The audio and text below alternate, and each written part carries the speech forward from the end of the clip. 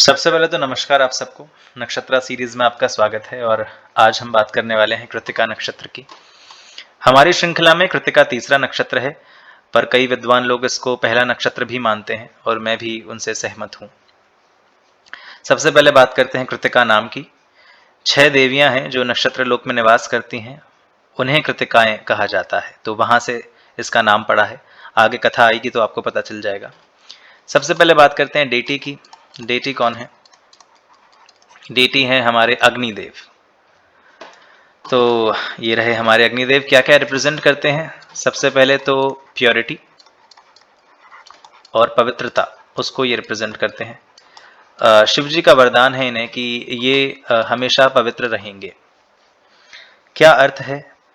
आप जानते हैं कि बाकी जितनी धातुएं हैं जिनसे प्रकृति बनी है उसमें वाटर पोल्यूशन आपको देखने को मिलेगा, एयर पोल्यूशन मिलेगा, इवन लैंड पोल्यूशन मिलेगा, लेकिन फायर पोल्यूशन या पॉल्यूटेड फायर आपको सुनने को नहीं मिलेगा।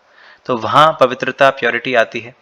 इसके अलावा आप जानते हैं जब भी हम बात करते हैं किसी प्रण की या इवन विवाह की, तो सनातन में अग्नि को साक्षी मान करके फेरे लिए जाते हैं। तो वो चीज हो गई। उसके अलावा सत्य को रिप्रेजेंट करती है। सत्य है, साक्षी, इस तरीके से ये भी एसोसिएट किया जाता है।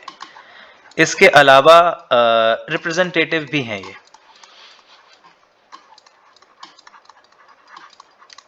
किसके रिप्रेजेंटेटिव हैं? जितने भी देवता हैं उनके। आप जानते हैं कलयुग में कोई भी आप अनुष्ठान करें, यज्ञ करें, उसमें चाहे आप वरुण देवता को आहुति दें, इंद्र देवता को आहुति दें, वो रिसीव तो यही करने वाले हैं।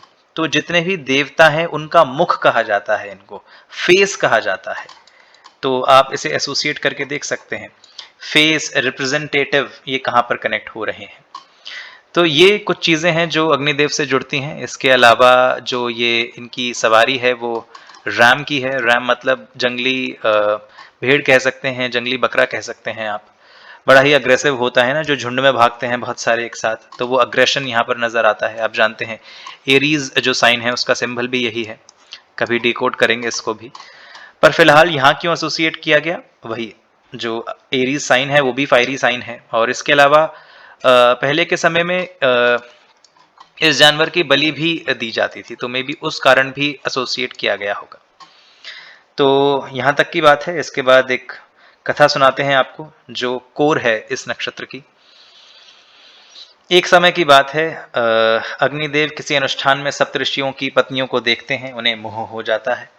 इसके बाद बड़ी ग्लानि होती है उन्हें अपने ऊपर, और हिमालय में वो जाते हैं अपने देह त्याग के लिए। दक्ष प्रजापति की एक कन्या है जिनका नाम है स्वाहा। उन्हें अग्निदेव बड़े ही प्रिय हैं और उन्हें अग्निदेव के इस संकल्प के बारे में पता चलता है। तो वो सप्त ऋषियों की पत्नी का स्वरूप बना करके अग्निदेव के पास जाती हैं और कहती हैं कि आप अपनी इच्छाएं पूरी कर लीजिए। अग्निदेव और स्वाहा के बीच में मीटिंग होती है और अग्निदेव का जो तेज स्वाहा को प्राप्त होता है, सीमन प्राप्त होता है, उसको वो चिड़िया के रूप में उड़कर जाकर हिमालय में कहीं स्थापित कर देती हैं। इसके बाद एक ऋषि पत्नियों का स्वरूप बना करके मीटिंग होती है, तेज प्राप्त होता है, हिमालय में वो स्थापित कर देती हैं। 6 बार ये प्रोसेस होता है। 7वीं जो अरुंधति माता हैं, वशिष्ठ जी की पत्नी, उनका स्वरूप स्वाहा धारण नहीं कर पाती है। ये एक कथा हो गई। इसके पैरेलल में एक और कथा चल रही है। ताड़कासुर नाम का एक दैत्य है, उसने ब्रह्मा जी से वरदान ले लिया है कि मेरी अगर मृत्यु हो सकती है तो वो शिव जी के छोटे से पुत्र से ही हो सकती है। और ये वरदान प्राप्त करने के बाद उसने स्वर्ग पर आक्रमण कर दिया, सारे देवताओं को वहां से निकाल फेंका। देवता लोग ब्रह्मा जी के पास आए, ब्रह्मा जी उन सबको लेकर के शिव जी के पास आए और अपने वरदान, अपने वचन के बारे में बताया। शिव जी आप जानते हैं जैसे ही उन्हें पता चला कि अरे सृष्टि में संकट हो रहा है, उन्होंने तुरंत निर्णय ले लिया। जब शिव जी ने अपना तेज प्रकट किया, अपना सीमन प्रकट किया, तो पार्वती जी उसको कंसीव नहीं कर पाई। उसमें इतना ज्यादा तेज था कि पार्वती जी उसको सहन नहीं कर पाई। इसके बाद फिर अग्निदेव को याद किया गया। देवताओं ने अग्निदेव को बुलाया, अग्निदेव ने उसको धारण किया। वो भी उसको ज्यादा समय तक संभाल नहीं पा रहे थे, तो निर्णय हुआ कि भूमि जो पृथ्वी है उसको गर्भ बना करके वहां इसे स्थापित किया जाए। वो भी नहीं हो पाता, पृथ्वी भी उसको सस्टेन नहीं कर पाती। फिर वो गंगा जी के पास जाते हैं, गंगा जी भी सस्टेन नहीं कर पाती। इसके बाद गंगा जी ये बताती हैं कि स्वाहा ने अग्निदेव के तेज को हिमालय में कहीं स्थापित किया है, जाओ इसे भी वहीं स्थापित कर दो। शिव जी के तेज को ले जाया जाता है, वहां पे स्थापित किया जाता है और एक अद्भुत बालक वहां से प्रकट होता है जिसका नाम है कार्तिकेय भगवान। और इसके बाद जो वो 6 ऋषि पत्नियां होती हैं, उनकी समाज में जो छवि होती है वो दूषित हो जाती है कि ये तो अग्निदेव के संपर्क में गई थी। तो वो ऐसा संकल्प लेती हैं कि ऐसे बालक को तो हम अपने स्तनों पर विष लगाकर मार दें। जब ये उसके पास जाती हैं तो इनके भीतर का वात्सल्य उमड़ पड़ता है, जो ममता होती है। तो वो निर्णय लेती हैं कि इस बालक को तो हम 6 ही पालेंगे। तो वो उस बालक को लेकर के नक्षत्र लोक में जाती हैं और उसका पालन पोषण करने लगती हैं। अब 6 माताएं हो गई, एक बालक हुआ, तो बड़ी समस्या है साहब। तो वो बालक जो होता है वो अपने आप को 6 भागों में डिवाइड कर लेता है, या यूं कहें कि 6 चेहरे हो जाते हैं उसके। और इसके बाद शिव जी को पता होता है कि मेरा जो बालक है वो वहां पल रहा है। पार्वती जी को बड़ा दुख होता है कि मैं कंसीव नहीं कर पाई। इसके बाद समय आने पर शिव जी नंदी को भेजते हैं कि जाओ कार्तिकेय को लेके आओ। नंदी जब वहां जाते हैं तो कृतिकाएं देने से मना कर देती हैं। कार्तिकेय जी भी युद्ध मोड में आ जाते हैं कि मैं नहीं जाऊंगा। फिर नंदी उनको समझाते हैं कि उनके जीवन का कुछ उद्देश्य है, उन्हें अपने पिता के पास जाना चाहिए। कार्तिकेय जी वहां से चलते हैं, शिव जी के पास आते हैं और इसके बाद देवता उन्हें अपना सेनापति बनाते हैं, ताड़कासुर का वध करते हैं और स्वर्ग को पुनः प्राप्त करते हैं। ये कथा हो गई यहाँ पर। अब यहाँ से क्या क्या चीजें कंक्लूड करी जा सकती हैं वो हम करते हैं। सबसे पहला थीम जो यहाँ पर कनेक्ट हुआ वो था प्रोजनी में प्रॉब्लम।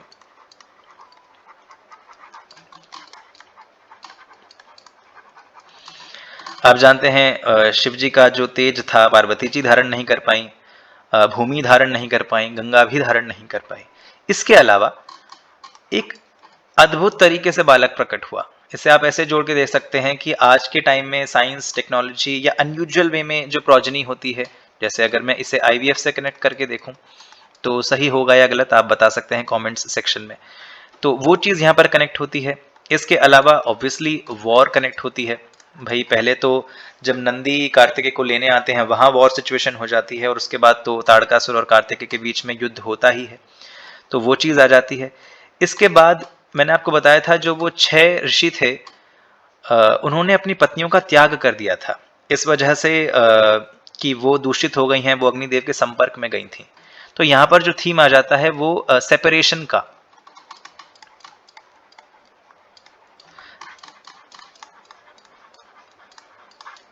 वो यहाँ पर कनेक्ट होता है। इसके अलावा आप जानते हैं कार्तिकेय भी अपने पेरेंट्स के पास कभी रहे नहीं। मैं भक्ति भाव में कमी नहीं कहूंगा, लेकिन कुछ ऐसी परिस्थितियां बनी कि उनका भी सेपरेशन अपने माता पिता से हो गया। तो अगेन सेपरेशन इन रिलेशनशिप्स ये नक्षत्र रिप्रेजेंट करता है। छटना, कटना और दूर हो जाना, ये सब चीजें इस नक्षत्र का थीम है। इसके अलावा युद्ध हो गया, सेपरेशन हो गया, प्रोजनी प्रॉब्लम हो गई। हाँ, ये सब चीजें इस नक्षत्र से एसोसिएट करके देखी जाती हैं। इसके अलावा मैंने कुछ मिस कर दिया हो तो आप कथा को सुन के या आप जानते हो तो कमेंट्स में जरूर बताइएगा। इसके बाद चलते हैं इसके सिंबल की ओर। सिंबल क्या है? शार्प ऑब्जेक्ट, शार्प ऑब्जेक्ट्स लिखना चाहिए था मे बी मुझे। ब्लेड, नाइफ या शार्पनर कह सकते हैं आप। तो इस तरीके की चीजें जो हैं वो इसके सिंबल में आती है। इवन सर्जिकल टूल्स जो होते हैं, जैसा कि थीम है काट छांट करने वाला, उसी तरीके की चीजें एसोसिएट होती हैं। और मैं आपको कहूं कि वैसे तो युद्ध का सिनारियो है यहाँ पर जैसा प्रयोग बताया गया है, जैसा सिंबल है, जो टेक्निकल यूज है या स्किल बेस्ड यूज है इन टूल्स का, वो इससे एसोसिएट किया जाता है। मतलब क्या है? मतलब है आप अगर सर्जरी कर रहे हैं, कृतिका है। इवन बार्बर, नाई भी जो काट छांट करता है वो भी आप एसोसिएट कर सकते हैं। दर्जी जो सिलाई वगैरह करता है उसको आप एसोसिएट करके देख सकते हैं। सर्जरी मैंने जोड़ दिया, आप हलाल कर रहे हैं किसी चीज को, वो सब चीजें जो हैं, बलि देना, इस नक्षत्र से एसोसिएट होती हैं। तो वीडियो थोड़ा सा लंबा हो गया पर कथा सुनाना बड़ा आवश्यक था, रोचक कथा है। और आपने कुछ और कंक्लूड करा हो तो मैं फिर से कहूँगा बताइएगा। और रैप अप करते हैं इसको यहीं पे। अगली वीडियो में मिलेंगे जिसमें हम बात करेंगे ऑफ कोर्स रोहिणी नक्षत्र की। तो थैंक्स फॉर वॉचिंग। नमस्कार।